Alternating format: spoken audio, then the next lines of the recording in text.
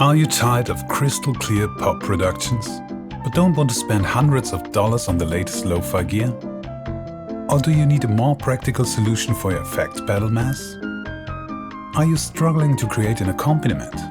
Or is it easier for you to sing than to play a melody? Or does even your singing sound terrible? Here is the solution to all of your problems. The Casio VA-10 Voice Arranger Keyboard.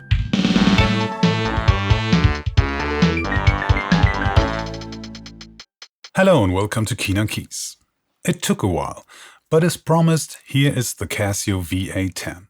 VA stands for Voice Arranger, but that's not really a suitable description, because the VA-10 is extremely versatile. It's Casio's last experimental mini keyboard, where they tried something new, like they had only done in the early and mid-80s. Unfortunately, not much came after that in the range of mini keyboards. Maybe the SK60, which by the way was released as V10 Voiceman in Japan. But that's about it.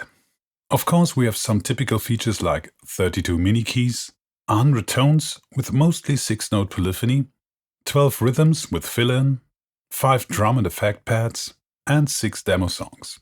But in addition to that, we have some special features, like 59 effect presets, with 2 editable parameters and 10 user locations, a memory function with harmony arranger, and a pitch sensor.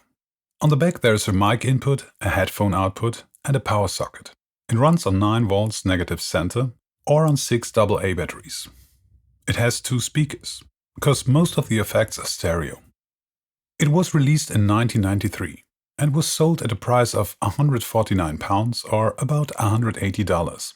But it probably wasn't produced for a long time. I only found it in a single catalog from 1983.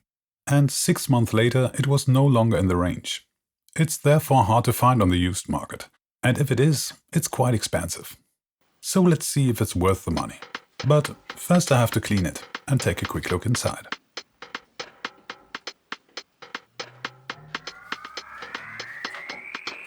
There's a date stamp on the bottom piece. Production started in October 1992, and this piece was produced in December 1992.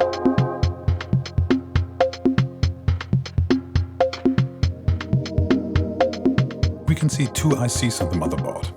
The NEC D911GF is a microprocessor. The Oki M6583 is probably the digital effects processor. Unfortunately, I can't find datasheets for these.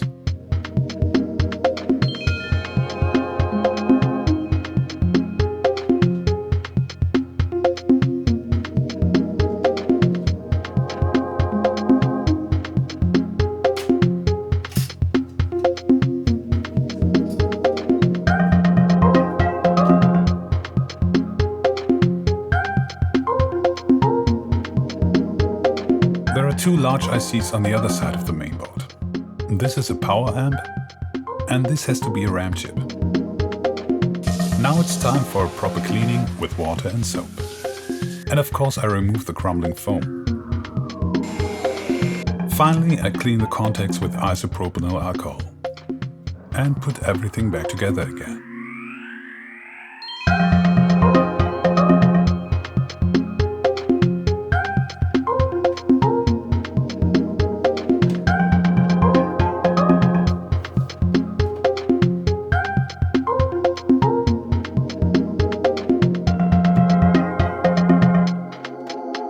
We have 2 modes, play and demo.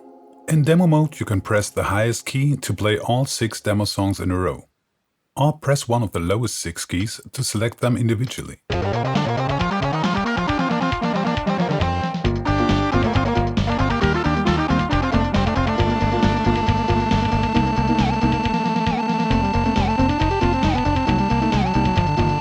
We can change the tempo or the effect or tone and rhythm. But it's not really possible to play along, unless the melody takes a little break. All 6 demos are nice, but pretty short, just about 30 seconds. Now let's have a look at the tones in play mode. I will turn off the effects for a second. We can play up to 6 notes at the same time.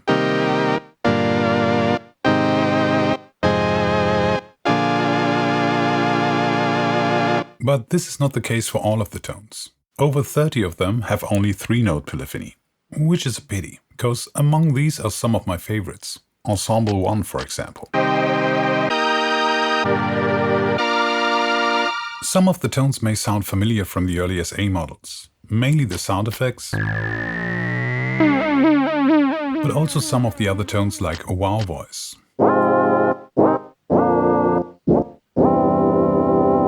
But the majority of tones is different. Electric organ, for example.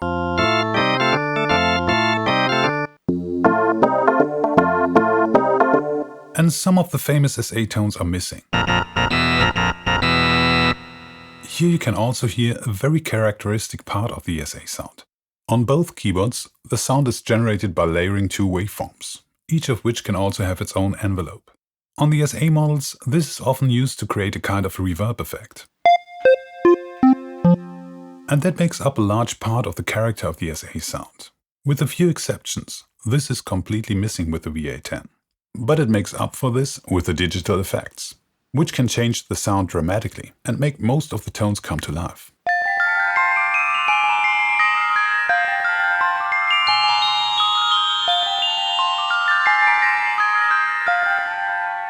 Casio says there are 60 effects, but that's only because they included the preset None effect. But 59 is still a pretty high number of presets, and quite unique for such a keyboard. We have 20 single and 39 double effects. The letters indicate the way in which the effects are applied. Presets A and C are applied to the keyboard and mic. These are the two largest categories, with a total of 49 presets. Preset B, yes, there's just one of these, is only applied to the mic. With presets D, both effects are connected to the mic, but only the second is connected to the keyboard. And with presets E, it's the other way around. First of all, we have 5 stereo reverb effects, of which small hall is the effect that is most often used for the presets. You can find it in combination with almost every other effect.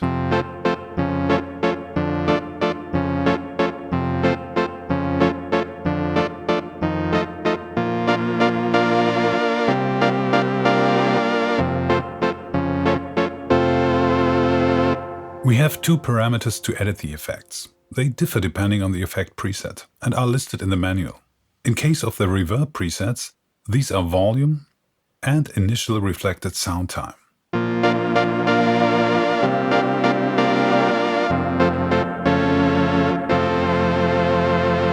To save your own settings, press Effect Memory and select one of the 10 effect memory locations with the numbers 0 to 9.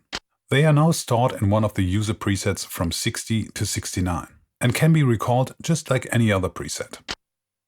By the way, entering a value between 70 and 99 will bypass the effects, just like preset 59. Next we have Large Hall.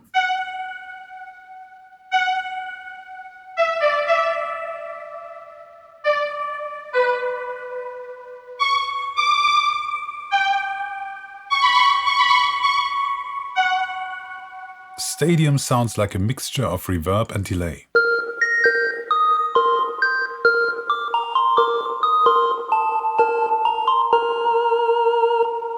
Disco should simulate a crowded dance hall. I would have called it small room.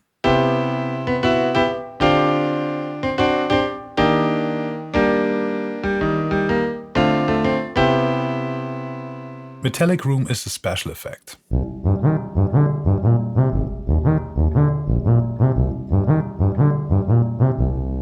When used discreetly, it can give the tones a little more treble and liveliness.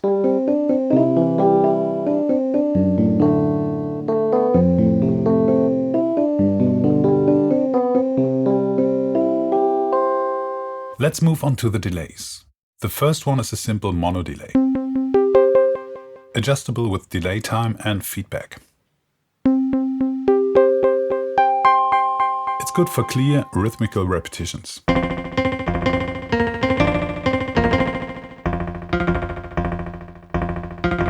The stereo delay is a bit more interesting.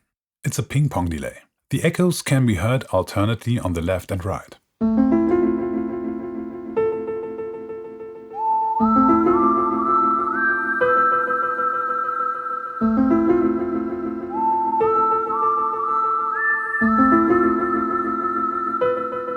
The delay time was actually far too short for this example, but that was already the longest time possible.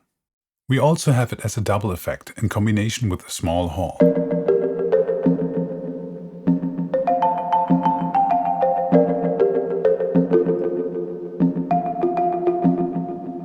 The single pitch shifter can only be used when a signal is present at the mic input, so more on that later.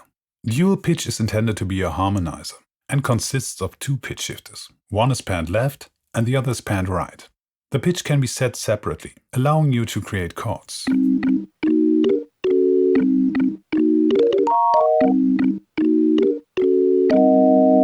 Or to add just a fifth.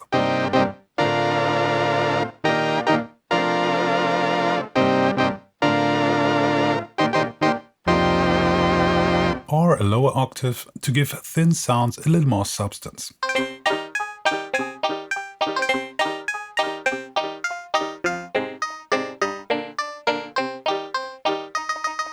One octave higher usually sounds pretty detuned. It's best for metallic sounds.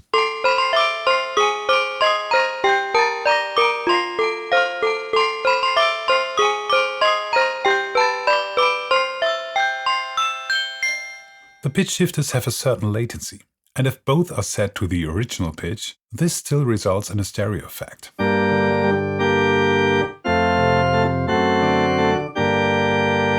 There is a small problem if you save a preset in which both pitch shifters are set to the same pitch. If you recall it, it's mono. The stereo separation comes back if you change the parameters again. Dual pitch is also available in combination with a small hall.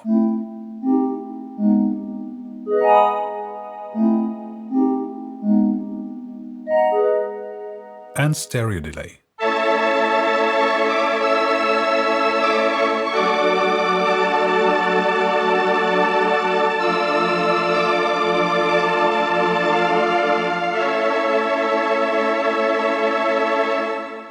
Next one is Ensemble.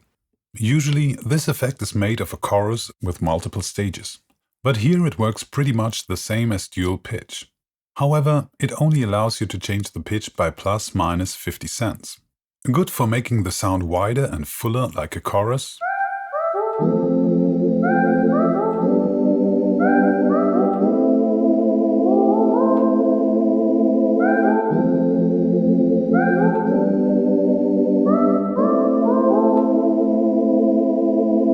Or for out-of-tune stuff.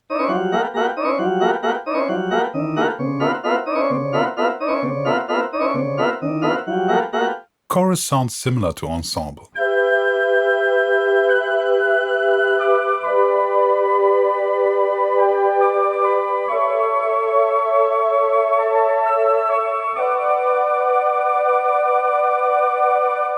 You can increase the speed and intensity.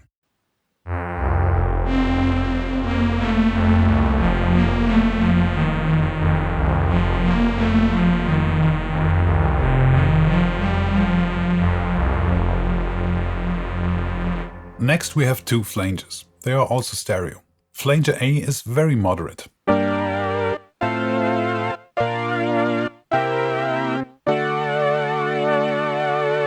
It's also available in combination with mono delay.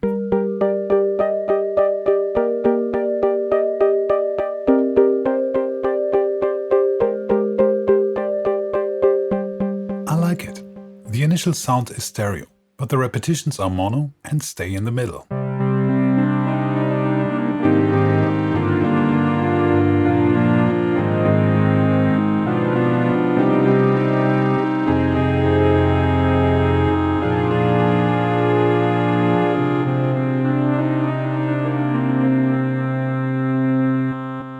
For classic flanger sweeps, use Flanger B.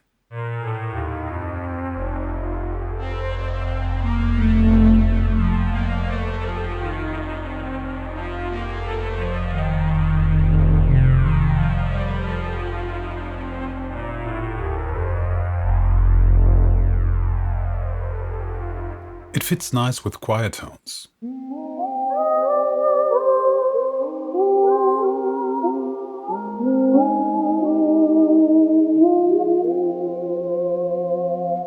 Next one is Tremolo. Use it discreetly for light movement,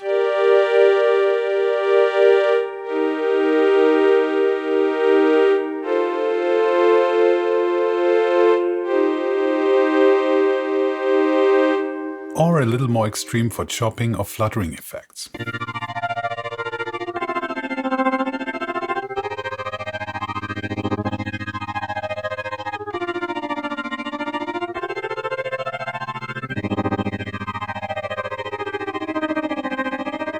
Then we have vibrato. Some tones already have vibrato, but this one is freely adjustable with amplitude and speed. And it's the effect that degrades the sound quality the most. However, you can use this to your advantage. At low amplitude and slow speed, it sounds like a drunken organ grinder.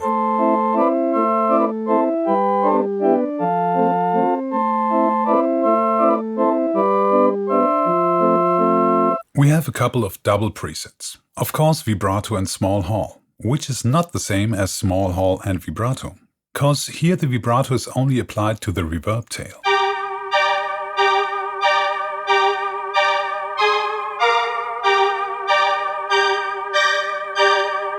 Vibrato and chorus fits perfectly with organ tones.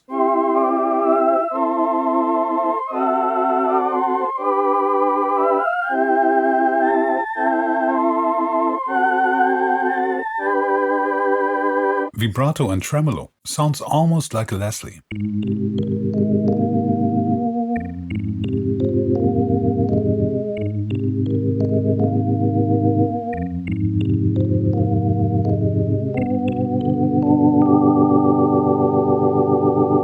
It sounds also nice with a slow tremolo.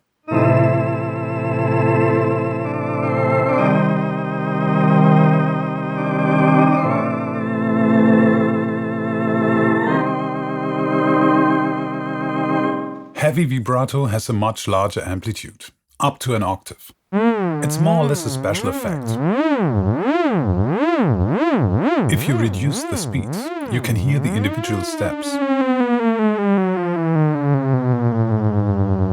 Use it to slowly shift from one chord to another. Or for some funny effects.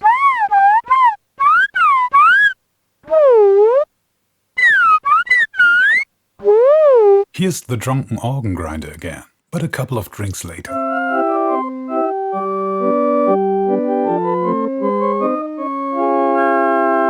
Next we have distortion. It's a rather harsh distortion.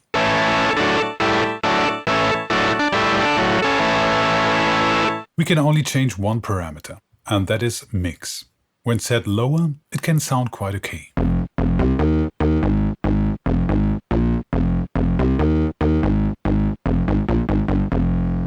We also have it in combination with Flanger, and a light distortion is good to emphasize the flanging effect.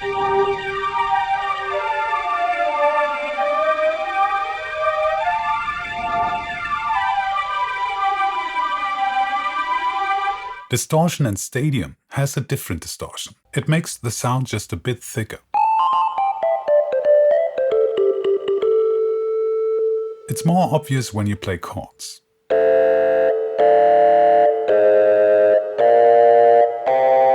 But this is already the maximum. Then we have panning A and B.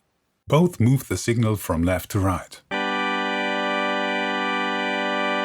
The difference is only noticeable if you also use the microphone. Then both signals move together with panning A and against each other with panning B. There are quite a few double effects. For example, heavy vibrato and panning.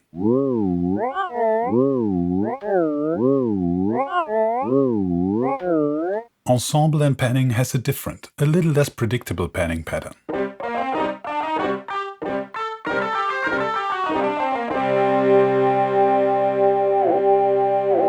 We have also two presets with reverb. With both, only the reverb tail is moved from left to right.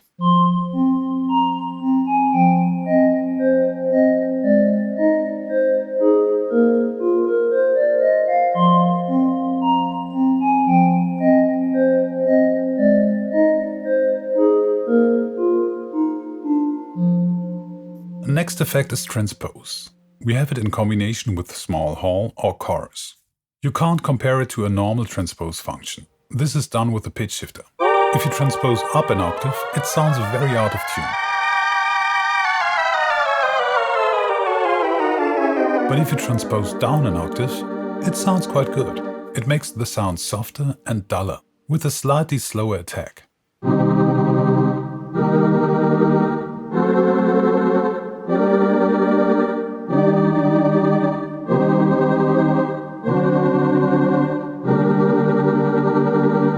With chorus, it sounds a bit like a howling tube.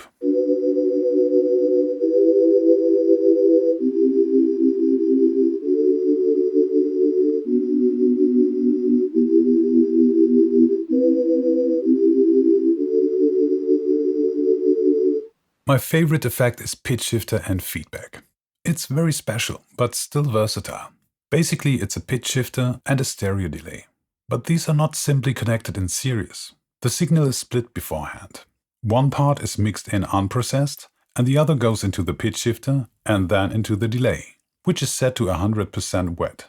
And the output of the delay is fed back into the pitch shifter. That's why the pitched signal gets higher or lower with each repetition.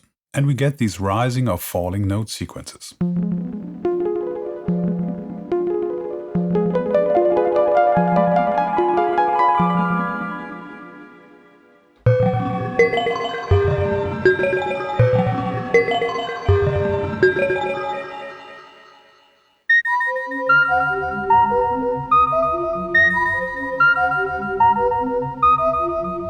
Except you set the pitch shifter to neutral. Then we get a constant feedback.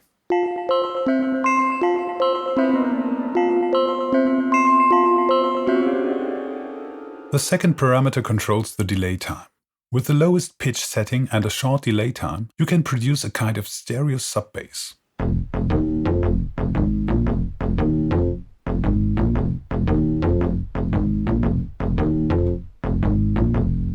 And with a bit longer delay time, it sounds great with Ensemble 1.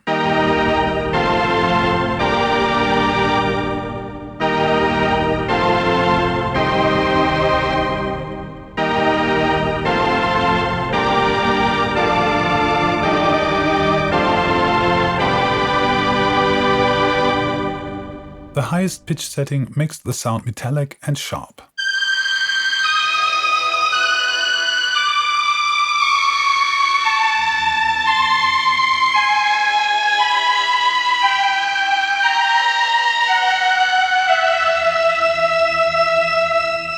And there's a lot more.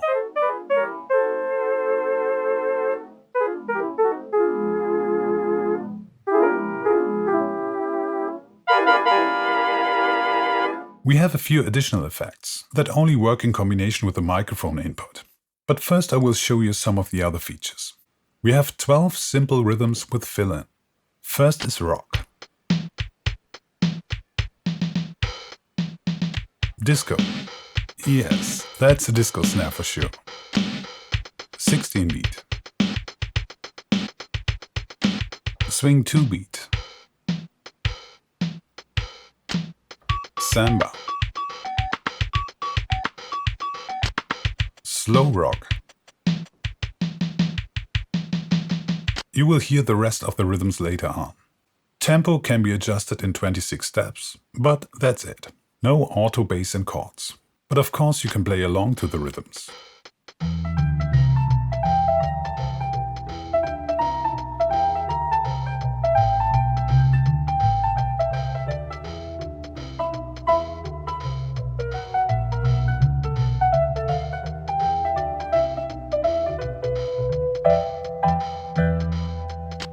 The drum sounds can also be played by hand.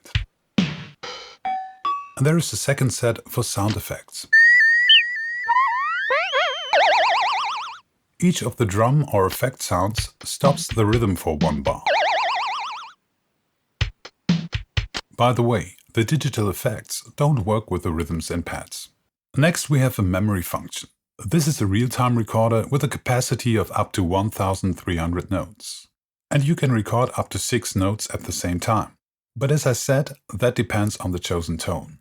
We have a few split tones that are quite useful for this purpose. Now press record and start.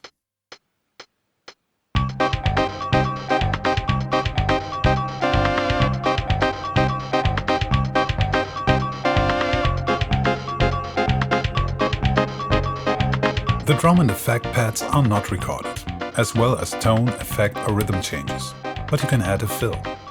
To finish the recording, press stop. Now you can change the tempo, rhythm, tone or effect if necessary, and you can play along.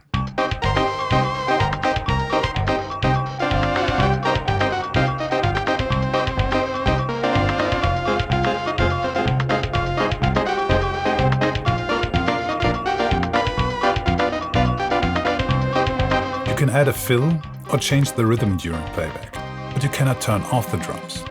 However, you can record without drums. To do this, press the record button and then the rhythm stop button. Now press start. You can still hear the count in, but the drums won't start.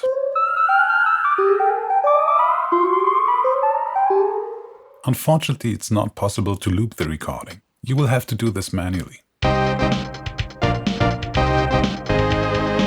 For this, it's helpful if the recording was stopped right at the end of the last bar.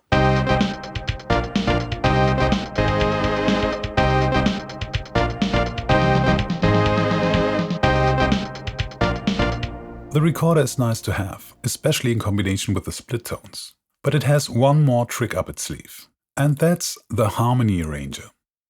AI-generated music is all the rage these days. Here we have a kind of predecessor. It does not generate a complete song, but it's supposed to create an arrangement to a previously recorded melody. And Casio already had this idea in the early 80s. Something very similar had been installed in the PT-20, 30 and 31. Let's see how well it works. First we have to record a melody. It should be monophonic. This is because the keyboard becomes monophonic as soon as bass and chords are generated. So the harmony arranger will turn everything you play into a monophonic melody anyway. I'll try something it should actually be quite familiar with. But first I have to choose a suitable rhythm, because that can make a difference, as I'll show you later.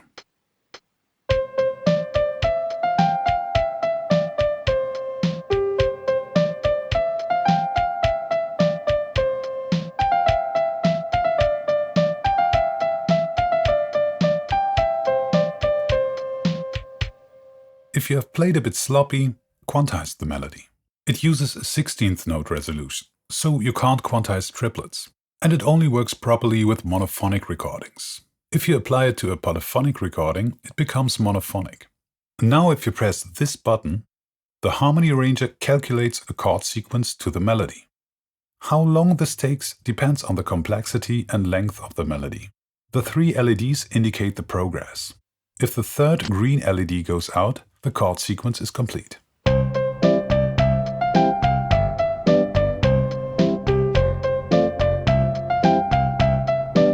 That sounds quite nice.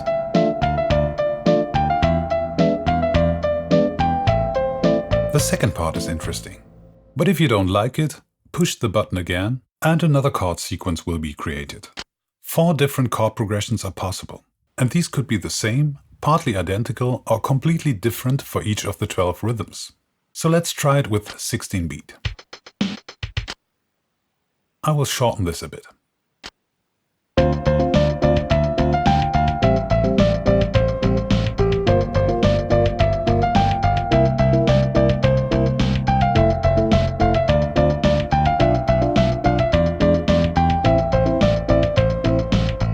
That's even better. A quite complex progression. F major, A minor,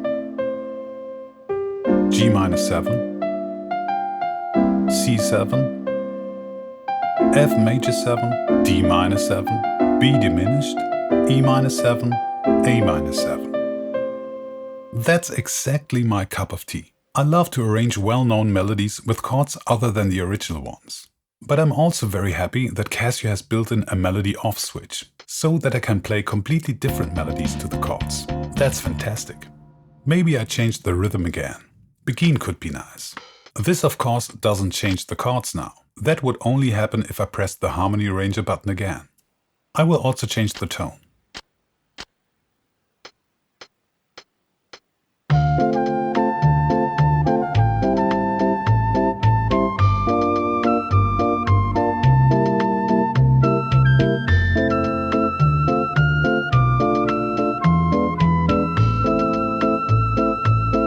It's a pity that you can't record a new melody to the chords, but you can't have everything. If you don't like the chords at all, you can get rid of them by turning the device off and on again. Don't remove the batteries or disconnect the power supply while it's switched off. The melody is still there, and it's still quantized, but the chords are gone. This is sometimes a bit annoying as the keyboard has an auto power off function. It switches itself off after 6 minutes without input. But you can generate the chords again. The result will be exactly the same, given you have chosen the same rhythm.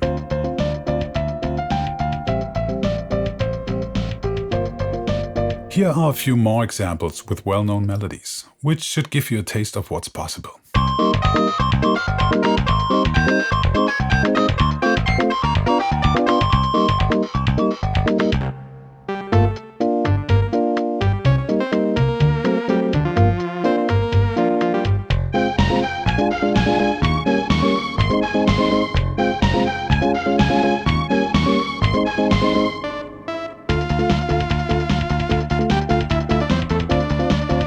As you can hear, it mostly doesn't generate the chords you would expect, because a lot of melodies allow for many different chords. And with some melodies, the harmony arranger is simply at a loss. But I think it's a great feature to create something unexpected. It can give you some new ideas, but you have to be patient, because it will also generate a lot of useless chord progressions. It's a bit of a shame that there's nothing you can change about the chords, which is possible on the models from the early 80s. Because sometimes a great chord progression is generated where only 1 or 2 chords don't fit properly.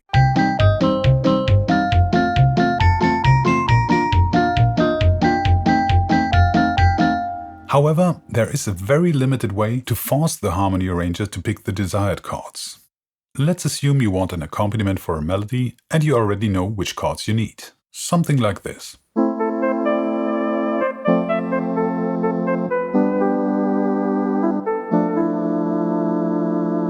Now let's first have a look at what the harmony arranger comes up with. I've already recorded the melody.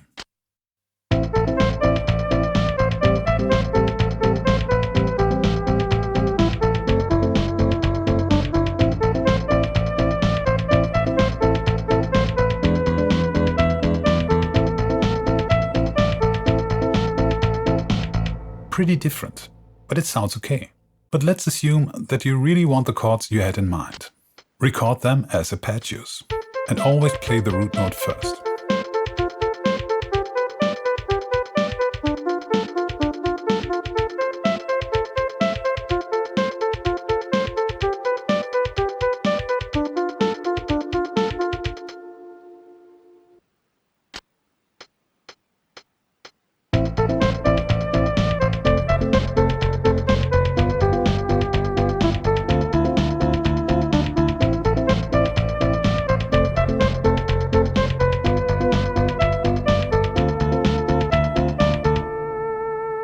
That was pretty accurate.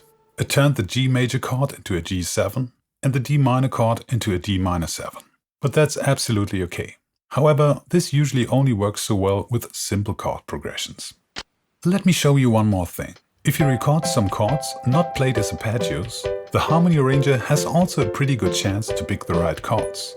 But it will also generate a kind of random melody.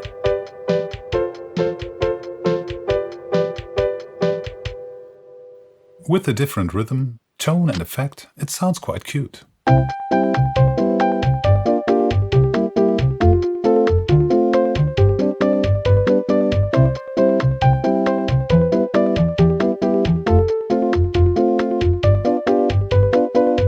As you have probably noticed, the delay effect I used for the last example wasn't applied to the accompaniment. That is the case for most of the effect presets. Only 13 of them, mainly the reverb presets, are also applied to bass and chords. But if you want to use any other of the presets for the accompaniment, for example, Distortion.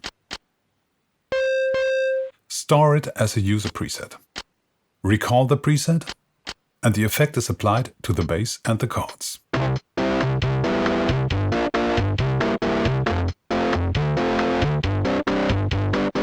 Now it's actually time to connect the microphone and find out why this device is called Voice Arranger.